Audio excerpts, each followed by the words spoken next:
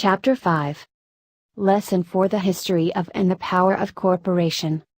I remember in school being told the story of Robin Hood and his merry men. My school teacher thought it was a wonderful story of a romantic hero, a Kevin Costner type, who robbed from the rich and gave to the poor. My rich dad did not see Robin Hood as a hero. He called Robin Hood a crook. Robin Hood may be long gone, but his followers live on. How often I still hear people say, "Why don't the rich pay for it?" Or the rich should pay more in taxes and give it to the poor. It is this idea of Robin Hood, or taking from the rich to give to the poor, that has caused the most pain for the poor and the middle class. The reason the middle class is so heavily taxed is because of the Robin Hood ideal. The real reality is that the rich are not taxed. It's the middle class who pays for the poor, especially the educated upper income middle class. Again, to understand fully how things happen, we need to look at the historical perspective. We need to look at the history of taxes. Although my highly educated dad was an expert on the history of education, my rich dad fashioned himself as an expert on the history of taxes. Rich Dad explained to Mike and me that in England and America originally, there were no taxes. Occasionally there were temporary taxes levied in order to pay for wars. The king or the president would put the word out and ask everyone to chip in. Taxes were levied in Britain for the fight against Napoleon from 1799 to 1816, and in America taxes were levied to pay for the Civil War from 1861 to 1865.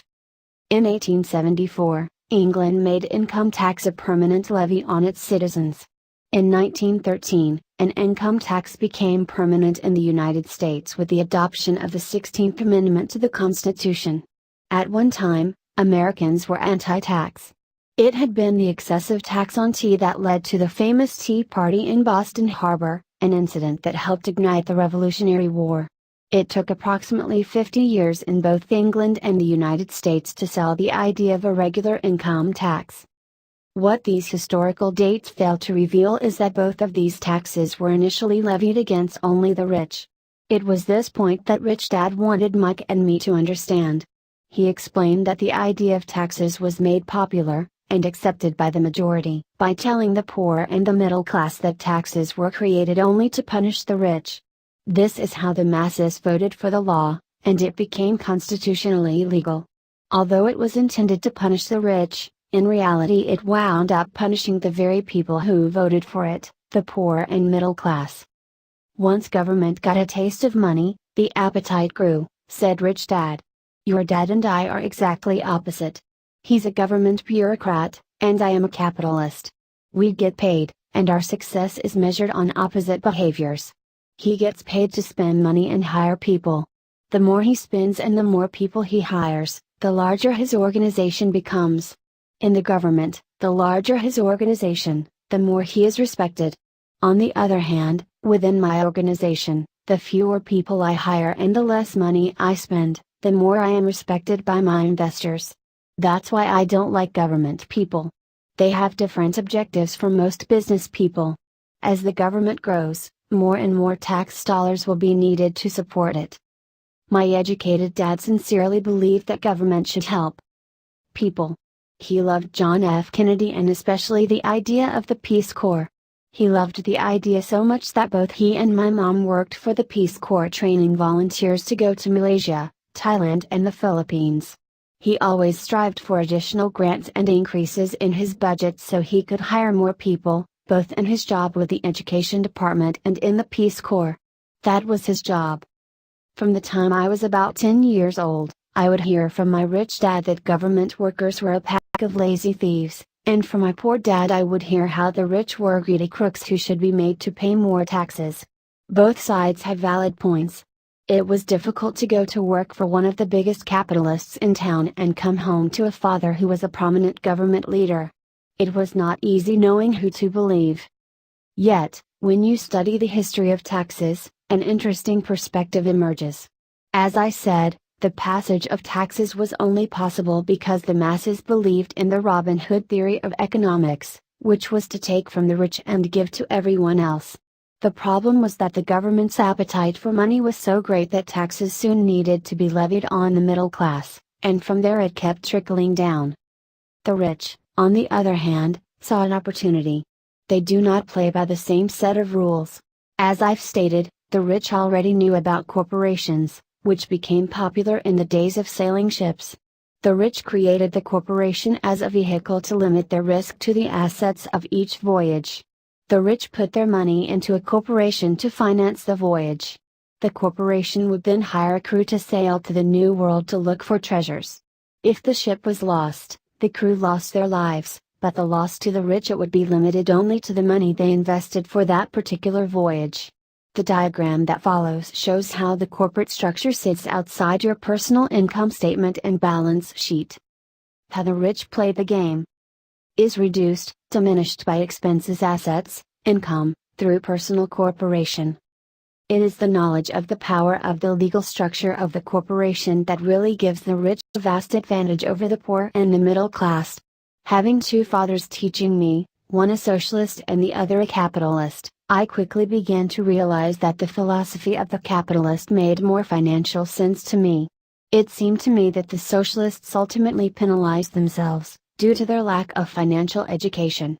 No matter what the take from the rich crowd came up with, the rich always found a way to outsmart them. That is how taxes were eventually levied on the middle class. The rich outsmarted the intellectuals, solely because they understood the power of money, a subject not taught in schools. How did the rich outsmart the intellectuals? Once the take from the rich tax was passed, cash started flowing into government coffers. Initially, people were happy. Money was handed out to government workers and the rich. It went to government workers in the form of jobs and pensions. It went to the rich via their factories receiving government contracts. The government became a large pool of money, but the problem was the fiscal management of that money. There really is no recirculation. In other words, the government policy, if you were a government bureaucrat, was to avoid having excess money. If you failed to spend your allotted funding, you risked losing it in the next budget. You would certainly not be recognized for being efficient. Business people, on the other hand, are rewarded for having excess money and are recognized for their efficiency. As this cycle of growing government spending continued, the demand for money increased and the tax the rich idea was now being adjusted to include lower income levels, down to the very people who voted it in, the poor and the middle class. True capitalists use their financial knowledge to simply find a way to escape. They headed back to the protection of a corporation. A corporation protects the rich. But what many people who have never formed a corporation do not know is that a corporation is not really a thing. A corporation is merely a file folder with some legal documents in it, sitting in some attorney's office registered with a state government agency. It's not a big building with the name of the corporation on it. It's not a factory or a group of people. A corporation is merely a legal document that creates a legal body without a soul. The wealth of the rich was once again protected. Once again, the use of corporations became popular once the permanent income laws were passed because the income tax rate of the corporation was less than the individual income tax rates. In addition, as described earlier, certain expenses could be paid with pre-tax dollars within the corporation. This war between the haves and have-nots has been going on for hundreds of years. It is the take from the rich crowd versus the rich. The battle is waged whenever and wherever laws are made. The battle will go on forever. The problem is, the people who lose are the uninformed. The ones who get up every day and diligently go to work and pay taxes. If they only understood the way the rich play the game, they could play it too. Then, they would be on their way to their own financial independence. This is why I cringe every time I hear a parent advise their children to go to school, so they can find a safe, secure job. An employee with a safe, secure job, without financial aptitude, has no escape. Average Americans today work 5 to 6 months for the government before they make enough to cover their taxes. In my opinion, that is a long time. The harder you work, the more you pay the government. That is why I believe that the idea of take from the rich backfired on the very people who voted it in. Every time people try to punish the rich don't simply comply, they react. They have the money, power and intent to change things. They do not just sit there and voluntarily pay more taxes. They search for ways to minimize their tax burden. They hire smart attorneys and accountants, and persuade politicians to change laws or create legal loopholes. They have the resources to effect change. The tax code of the United States also allows other ways to save on taxes. Most of these vehicles are available to anyone, but it is the rich who usually look for them because they are minding their own business. For example, 1031 is jargon for Section 1031 of the Internal Revenue Code, which allows a seller to delay paying taxes on a piece of real estate that is sold for a capital gain through an exchange for a more expensive piece of real estate. Real estate is one investment vehicle that allows such a great tax advantage. As long as you keep trading up in value, I will not be taxed on the gains, until you liquidate. People who do not take advantage of these tax savings offer legally are missing a great opportunity to build their asset columns. The poor and middle class do not have the same resources. They sit there and let the government's needles enter their arm and allow the blood donation to begin. Today, I am constantly shocked at the number of people who pay more taxes, or take fewer deductions, simply because they are afraid of the government. And I do know how frightening and intimidating a government tax agent can be. I have had friends who have had their businesses shut down and destroyed, only to find out it was a mistake on the part of the government. I realize all that. But the price of working from January to May is a high price to pay for that intimidation. My poor dad never fought back. My rich dad didn't either. He just played the game smarter, and he did it through corporations, the biggest secret of the rich. You may remember the first lesson I learned from my rich dad. I was a little boy of 9 who had to sit and wait for him to choose to talk to me. I often sat in his office waiting for him to get to me. He was ignoring me on purpose. He wanted me to recognize his power and desire to have that power for myself one day. For all the years I studied and learned from him, he always reminded me that knowledge was power. And with money comes great power that requires the right knowledge to keep it and make it multiply. Without that knowledge, the world pushes you around. Rich Dad constantly reminded Mike and me that the biggest bully was not the boss or the supervisor, but the tax man. The tax man will always take more if you let him. The first lesson of having money work for me, as opposed to working for money, is really all about power. If you work for money, you give the power up to your employer.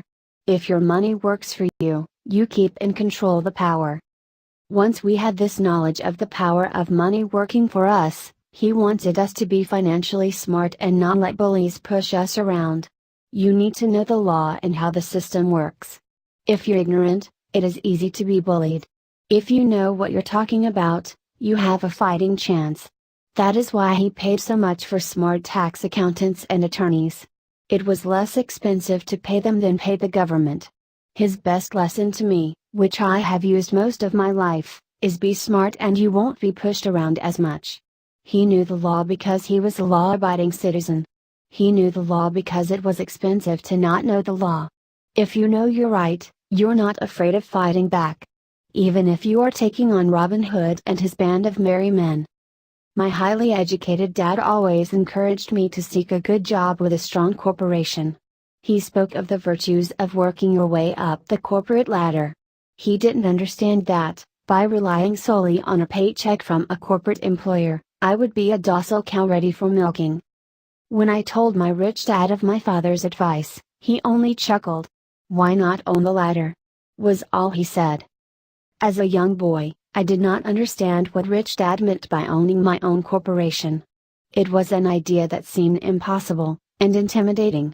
Although I was excited by the idea, my youth would not let me envision the possibility that grown-ups would someday work for a company I would own.